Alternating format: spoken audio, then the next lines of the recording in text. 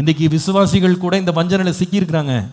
Time கிடைச்சா எப்பயாவது வருஷத்துக்கு ஒரு முறை சர்ச்சுக்கு போயிட்டு வரலாம். முக்கியமானது நிறையா இருக்குங்க, நிறைய இருக்குது. அதெல்லாம் முக்கியப்படுத்தணும். சர்ச்சுக்கு வந்து லேட்டாக போயிட்டு சீக்கிரம் கிளம்பி போயிடலாம், விடுங்க. ஆனால் உங்களுக்கு தெரியல, இந்த ஜனத்தை ஏற்படுத்தினதே என்னை துதிக்கும்படியாக. பெரும்பாலான விசுவாசிகள் என்ன மனநிலையில் வர்றாங்க தெரியுமா?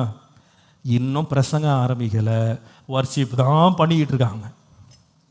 அதனால வர்ஷிப்புக்கு போகாட்டி கூட பரவாயில்லை, இப்போ போகிற போக்கில் பாஸ்டர் 8:30க்கு தான் ஆரம்பிக்கிறார் பிரசங்கம்.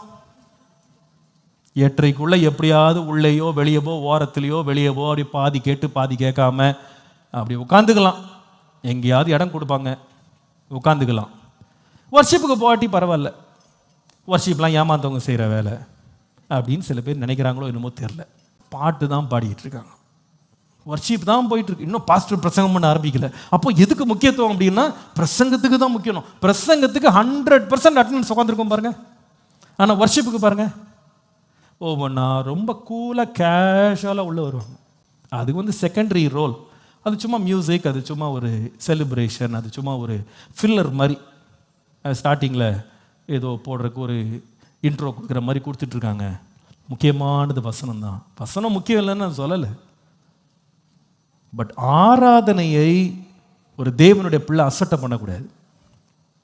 ஒரு பிள்ளையினுடைய ஸ்பிரிச்சுவல் லைஃப் பில்ட் ஆகிறதுக்கு தனிப்பட்ட ஆராதனையும் கூடி வந்து ஆராதிக்கிற ஆராதனைக்கும் முக்கியத்துவம் கொடுக்கப்பட வேண்டும்.